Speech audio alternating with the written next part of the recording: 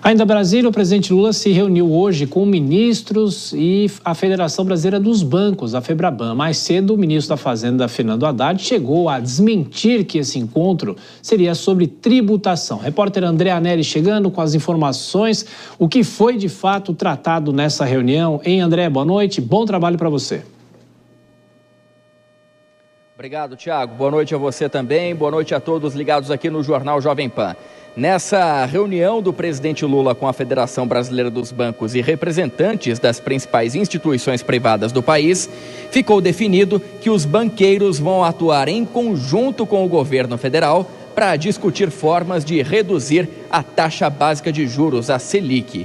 O debate sobre o tema será feito no âmbito do Conselhão, que é o Conselho de Desenvolvimento Econômico e Social Sustentável, que reúne membros do Executivo Federal e da sociedade civil. Atualmente, a Selic anual é de 10,75%, patamar que já gerou diversas críticas do presidente Lula ao Banco Central.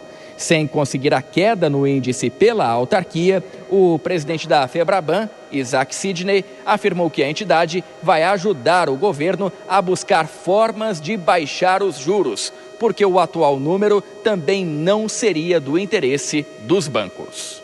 Nós acreditamos que esse é o momento de aproveitar essa janela, que o Brasil está crescendo, com a inflação controlada, para que a gente possa, do ponto de vista estrutural, atacar alguns problemas importantes. O presidente Lula, que, portanto, então autorizou que nós formalizássemos, no âmbito do Conselhão, uma frente, um fórum para debater as causas elevadas dos juros bancários. Aos bancos não interessam termos taxas de juros elevadas.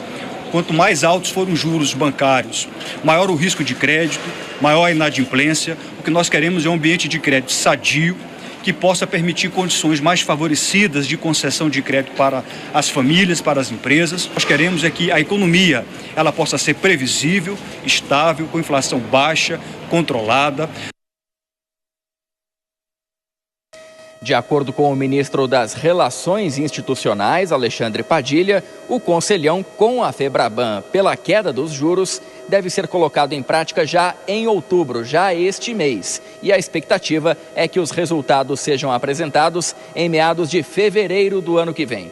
Além desse tema, o presidente da FEBRABAN afirmou ainda que a entidade pediu ao presidente Lula para evitar ruídos com potenciais de gerar instabilidade econômica.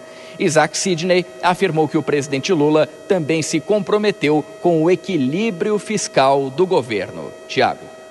Pois é, André, e o ministro da Fazenda voltou a falar sobre revisão de gastos do governo e avisou que o arcabouço fiscal não pode acabar do dia para a noite, não é isso? É isso mesmo, Tiago. Fernando Haddad afirmou que a pasta está preparando o que ele chamou de propostas consistentes de revisão dos gastos do governo federal. Haddad defendeu essa medida como uma forma de fazer com que o arcabouço fiscal tenha, nas palavras dele, vida longa.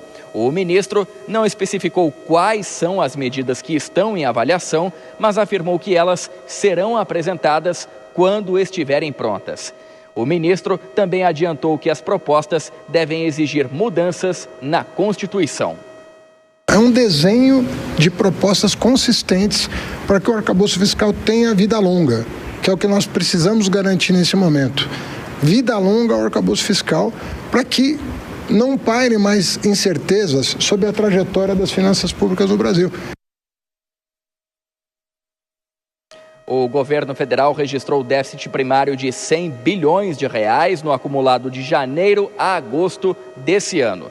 Apesar das projeções de descumprimento da meta do resultado primário, Haddad afirmou que o gasto público já está contido com o marco fiscal aprovado no ano passado, que estabelece um crescimento de 2,5% nas despesas acima da inflação. O teto está estabelecido de 2,5%. Então, o gasto já está contido. O que nós precisamos fazer é a soma das partes tem que caber no todo. Essa preocupação no mercado, eu falei disso segunda-feira, né? Um evento público. Nós temos que encontrar um caminho de fazer com que a soma das partes caiba no todo, daqui para frente, né? Porque esse ano nós já estamos tendo um resultado fiscal muito melhor do que as projeções do mercado. Muito melhor, mesmo com o episódio do Rio Grande do Sul. E em meio a todas essas discussões por controle de gastos, o presidente Lula voltou a defender que a aplicação de recursos públicos em áreas como educação e saúde são investimentos. A afirmação dele foi dada durante uma cerimônia aqui no Palácio do Planalto, no Dia Mundial da Alimentação. Cerimônia essa que aconteceu antes da reunião com os banqueiros.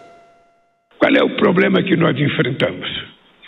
É um problema que repercute na manchete dos jornais, repercute nos editoriais dos jornais, repercute no chamado mercado. É que toda vez que a gente está cuidando de fazer política social, é tratado como gasto.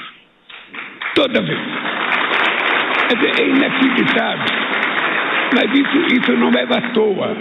Isso não é à toa. Essa foi uma doutrina de palavras criada para induzir a gente a determinados erros. A gente relembra que ontem a ministra do Planejamento, Simone Tebet, disse que os cenários que estão sendo avaliados pela equipe econômica vão além do combate de fraudes e erros em programas sociais e benefícios federais, a exemplo do Bolsa Família, que são, nesse momento, as principais estratégias adotadas pelo governo até agora para o controle de gastos. Segundo ela, é hora de fazer uma revisão estrutural no orçamento federal. Tiago. Pois é, a discussão sobre os gastos do governo. André Anelli com as informações. Até mais tarde, André. Bom, Dora Kramer, parece a história daquela família que um fala que tem que segurar os gastos e outro que pode gastar, não tem nenhum problema. Como é que a sociedade entende essa, se é possível chamar de bateção de cabeça dentro do próprio governo, que o ministro da Fazenda, Fernando Haddad, demonstra e também toma decisões, ou pelo menos discute as tentativas, né, de se colocar um pé no freio, mas aí o presidente fala em investimentos, os gastos, enfim. De que forma que a sociedade entende isso? Fica muito difícil realmente de explicar. Agora, primeiro essa coisa do conselhão, isso é entretenimento. Não é o conselhão que vai discutir meta de inflação, juro, imagina. E a questão dos gastos está, como disse o ministro da Fazenda e disse ontem a ministra do Planejamento, chegou a hora de falar em contenção de gastos, não dá mais para jogar só na arrecadação e na revisão de fraudes, pente fino, aqui e ali, tá certo? Agora, quando o presidente é uma tarefa, convencer o presidente é uma tarefa difícil, porque vem o presidente e fica com essa história de dizer que quem fala em corte de gastos é insensível e faz também um sofisma, né, entre gasto e investimento. Olha, tudo que sai do orçamento é dinheiro que vai para algum lugar, portanto, é despesa. Agora, os dois ministros da área econômica têm um argumento para vencer essa resistência do presidente Lula, que me parece apenas palanqueira. É igual a questão, vai no palanque e fala contra os juros e tal, e o ministro da Fazenda, a meta da inflação, o Banco Central vão ali seguindo a cartilha correta. O argumento é de cunho político, que é o seguinte: